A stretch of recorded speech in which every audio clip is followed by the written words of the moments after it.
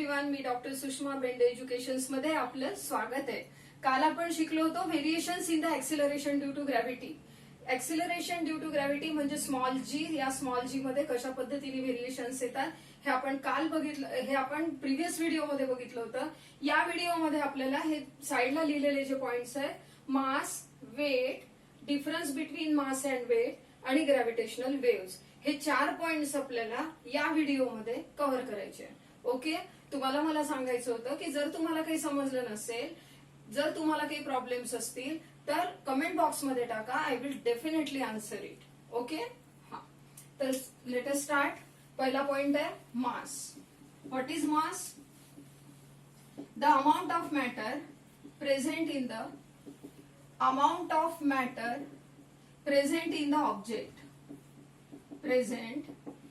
object is called mass. Suppose this is the object. समजा हा object आहे.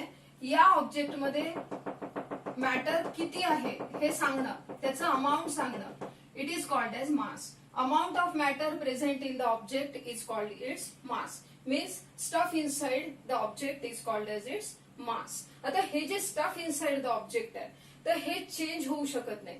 तुम्ही कुठल्याही प्लॅनेटवर जा, तुम्ही मूनवर जा, सॅटेलाइटवर, मूनवर जा, तुम्ही अर्थवर सुद्धा कुठेही जा, डीप इनसाइड द अर्थ जा, अबाव द अर्थ सरफेस जा, हाईट वरती जा, कुठेही जा, तुम्ही जर हा ऑब्जेक्ट घेऊन गेला तर या ऑब्जेक्टचं मास चेंज होत नाही.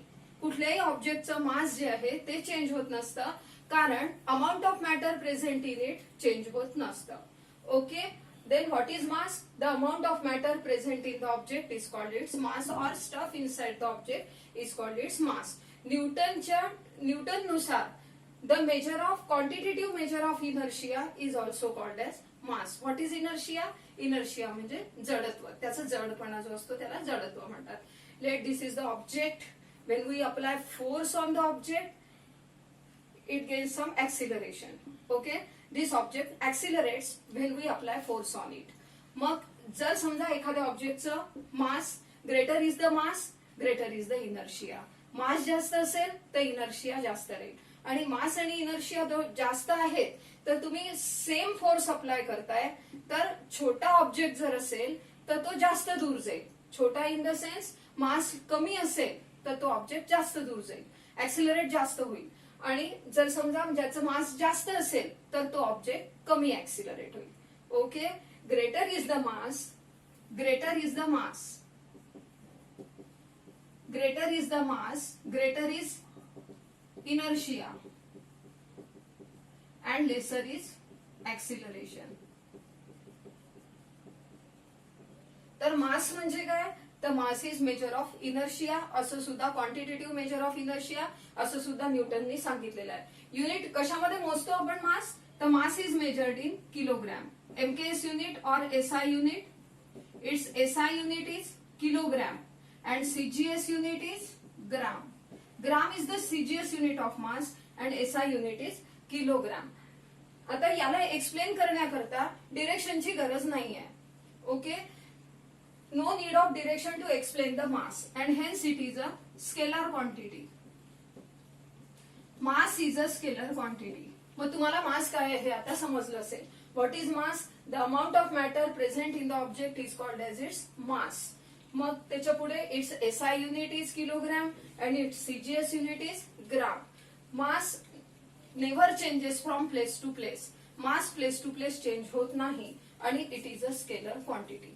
एवढे पॉइंट जरी तुम्ही मास बद्दल लक्षात ठेवले तरी ठीक आहे, इट्स ओके. समजलं असेल तुम्हाला. आता आपण सेकंड पॉइंट घेऊया. What is weight? What is weight?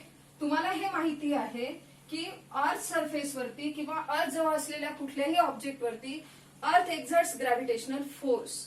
अर्थ ग्रॅव्हिटेशनल फोर्स त्याच्यावरती एक्झर्ट करत असते. Suppose this is the earth and this is the object. या ऑब्जेक्ट वरती अर्थ एक प्रकारचा पुलिंगचा ग्रॅव्हिटेशनल फोर्स स्वतःकडे ओढत असते ती. हा जो फोर्स आहे या फोर्सला आपण वेट म्हणतो. Then what is weight? Weight is the force applied by earth on object is called weight. Force applied by earth on the object is called weight. आणि हा जो फोर्स आहे अर्थ वरती जर तो फोर्स अप्लाय करते आहे तर तो फोर्स डाउनवर्ड डिरेक्शन राहील. Okay, so weight is a force. Weight is a force. Weight हा फोर्स आहे, हा फोर्स आहे. आणि फोर्सचा फॉर्म्युला तुम्हाला माहित आहे, F is equal to M into A. M is the mass of the object, A is the acceleration. Here W is equal to, हा जो ऍक्सिलरेशन आहे हा या ठिकाणी ऍक्सिलरेशन ड्यू टू ग्रॅव्हिटी आहे. ऍक्सिलरेशन ड्यू टू ग्रॅव्हिटी यासाठी आहे की त्या ऑब्जेक्ट वरती ग्रॅव्हिटेशनल फोर्स ऍक्ट करतोय. So W is equal to M into G. Here M जो आहे तो राहील मास ऑफ द ऑब्जेक्ट आणि जी च्या जागी तुम्हाला माहिती आहे, तुम्ही त्याचा फॉर्म्युला मांडू शकता, GM upon R square, where R is called as distance of the object from centre of the earth. अर्थच्या सेंटर पासून ऑब्जेक्ट पर्यंतचं डिस्टन्स जे आहे त्याला आपण आर म्हणतो. मग आता हा जो आर आहे याची व्हॅल्यू चेंजिंग असते, बरोबर. आर ची व्हॅल्यू चेंजिंग असते. ती कशी चेंजिंग असते, काल आपण बघितलं होतं की डिस्टन्स जे आहे ते जर आपण कमी जास्त केलं तर ही आर ची व्हॅल्यू बदलेल आणि जशी आर ची व्हॅल्यू बदलेल त्यानुसार जी ची व्हॅल्यू चेंजिंग राहील. काल आपण variation in the value of G बघितलंच आहे. मग ही जी ची व्हॅल्यू चेंज होते आणि so W means weight does not remains constant throughout the universe म्हणा, थ्रू आउट द अर्थ म्हणा, सगळीकडे वेट जे आहे ते कॉन्स्टंट राहत नाही. Mass does not change from place to place but weight changes from place to place. Weight का change होतं, या जी मुळे चेंज होतं. ठीक आहे, जी का चेंज होतं, कारण डिस्टन्स चेंज होतं. सिंपल, ठीक आहे. Weight is equal to mass into acceleration. मग आता वेट हा एक प्रकारचा फोर्स आहे, so its unit is newton. Newton is the unit of weight. मग आता तुम्हाला हे माहिती आहे की वेट हा एक प्रकारचा जो फोर्स आहे आणि तो डाउनवर्ड डिरेक्शननी लागतो, म्हणजे त्याला डिरेक्शन आहे आणि स्पेसिफिक मॅग्नेट्यूड पण आहे. It has magnitude as well as direction, so it is a vector quantity. समजलंय सगळं. मग पुन्हा एकदा बघून घ्या वेट म्हणजे काय. तर weight is the force applied by earth on the object, it is called as its weight. Weight जे आहे its unit is newton. Unit of weight is newton. It is a vector quantity and it changes from place to place. इतक्या गोष्टी जरी तुम्ही लक्षात ठेवल्या weight बद्दलच्या sufficient आहे. मग पुढे आहे तुम्हाला difference between mass and weight. तुम्हाला डिफरन्स सांगायचा आहे. आता मी जेवढं काही माहिती तुम्हाला दिली तेवढ्या ह्याच्यावरून तुम्ही डिफरन्स आरामात सांगू शकता. Difference between mass and weight. पहिला पॉइंट तुम्हाला मांडवलाय, हे या टाईपचा क्वेश्चन तुम्हाला पेपरमध्ये येतो म्हणून मी हा सांगते. तर पहिला पॉइंट तुम्ही डेफिनेशन लिहाल, सेकंड पॉइंट त्याचं युनिट लिहाल, थर्ड पॉइंट चेंज होतं की नाही ते लिहाल, change or not. Okay, 4 points आपल्याला मांडायचे आहे. First point is definition, second point is unit, third point is change or not and fourth point is scalar or vector quantity. हे 4 पॉइंट्स तुम्हाला मांडायचे आहेत. मग मास आणि weight. What is mass? Amount of matter contained in the object is called mass. What is weight? Gravitational force acting on the object is called its weight. What is its units? Unit of mass is kilogram, unit in SI system, and unit of weight is Newton. Or change or not? Change or not सांगा. Mass does not change from place to place.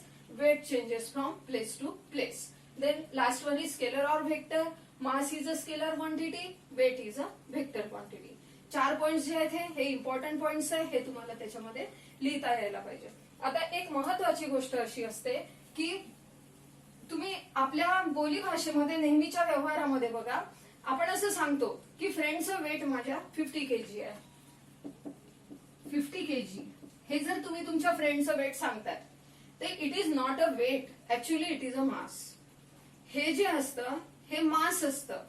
Okay, कारण एक तर हे KG मध्ये पण दिलेलं आहे, हे मास आहे.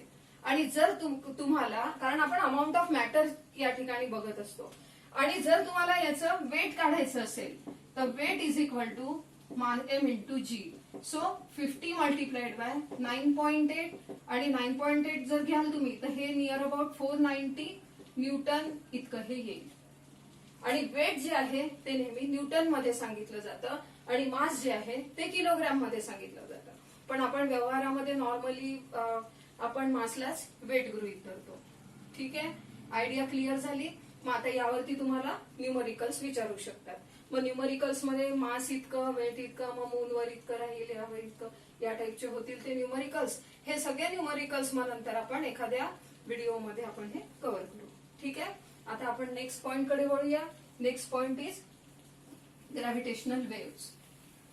Gravitational waves. Gravitational waves. ह्या ज्या ग्रॅव्हिटेशनल वेव्स आहे हे आपल्याला शिकायचं आहे. What are waves? जर तुम्ही एखादं स्टील वॉटर बघितलं, still water in the lake और स्टील वॉटर, मोठा टब घेतला एखाद्या, त्या टब मध्ये पाणी असेल, ते तुम्ही स्थिर होऊ दिलं, स्टील होऊ दिलं आणि त्याच्यामध्ये एखादा खडा टाकला. When we drop a stone in the still water it creates waves. त्या ठिकाणी वेव्स तयार होतात. माहितीये ना? हा. तर मग जर तुम्ही एखादी दोरी घेतली, स्ट्रिंग घेतली, ती स्ट्रिंग अशी टाईट धरून ठेवली, त्याला जर्क दिला की त्याच्यात सुद्धा वेव्स क्रिएट होतात. ठीक आहे. We know light are the electromagnetic waves. त्यानंतर आपल्याला माहिती असलेले वेव्स म्हणजे X rays, gamma rays, infrared rays, ultraviolet rays, त्यानंतर मायक्रोवेव्ज, रेडिओ वेव्स. हे सगळे वेव्हचे प्रकार आहेत. These are all electromagnetic waves. Electromagnetic वेव्हचे हे सगळे टाइप्स आहेत.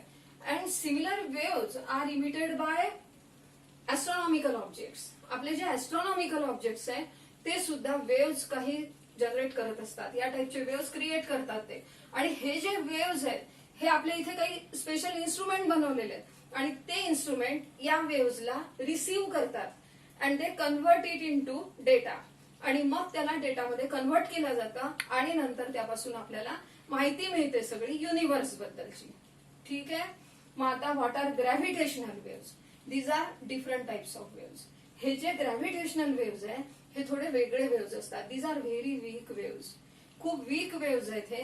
आईन्स्टाईननी 1916 मध्ये प्रिडिक्ट केलं होतं की या टाइपचे वेव्स असतील, या टाइपचे वेव्स असतील असं नियर अबाउट 100 इयर्स अगो आईन्स्टाईननी सांगितलं होतं. आणि त्यानंतर ज्या वेळेला आता हे वेव्स जे आहे हे वेव्स आता डिटेक्ट करता यायला लागलेले आहेत. आणि हे जे डिटेक्ट करता येऊ लागले आहे त्यासाठी काही स्पेसिफिक मशिनरीज असतात. या वेव्हचं अजून एक नाव आहे बघा, याला आपण waves on the fabric of space time असं सुद्धा आपण याला म्हणू शकतो. Waves on the fabric of space time.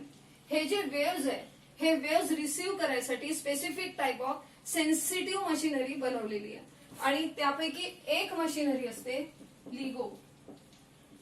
हे जे नाव दिलेलं आहे it is also a instrument which capture these waves. आणि मग हे वेव्स याचा लॉंग फॉर्म आपण लिहूया, laser interferometric gravitational waves. Gravitational waves ऑब्झर्वेट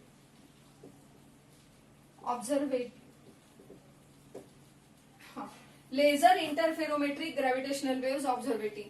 हे झालं त्याचा लॉंग फॉर्म LIGO. ठीक आहे. मग ही जी मशीन आहे, हे जे इन्स्ट्रुमेंट आहे हे इतके वीक वेव्स जरी असले तरी पण ते रिसीव्ह करते आणि मग आपल्याला त्याच्या डेटावरून आपल्याला युनिव्हर्सची माहिती कळते. ठीक आहे. हे जे आहे हे सगळं करण्यामध्ये इंडियन सायंटिस्टचा सुद्धा फार मोठा हात आहे. इंडियन सायंटिस्टनी सुद्धा खूप प्रयत्न केलेले आहेत. मग आता आपले इथे 4 पॉइंट्स तुम्हाला समजले असतीलच. यामध्ये क्वेश्चन फक्त difference between mass and weight आणि त्याच्यावरचे न्यूमरिकल्स आणि ग्रॅव्हिटेशनल वेव्ह जे आहे याच्यामध्ये तुम्हाला हा लॉंग फॉर्म विचारू शकतात. आणि पहिल्यांदा कोणी ते शोधून काढले? आईन्स्टाईननी इन द इयर 1916 फक्त प्रिडिक्ट केले होते. ते नंतर कळले की आहे म्हणून. ठीक आहे. एवढी माहिती तुम्हाला आता या ठिकाणी आहे. काही कळलं नसेल तर कमेंट बॉक्स मध्ये टाका आणि छान अभ्यास करा, खूप छान अभ्यास करा. Okay. Thank you so much and wish you all the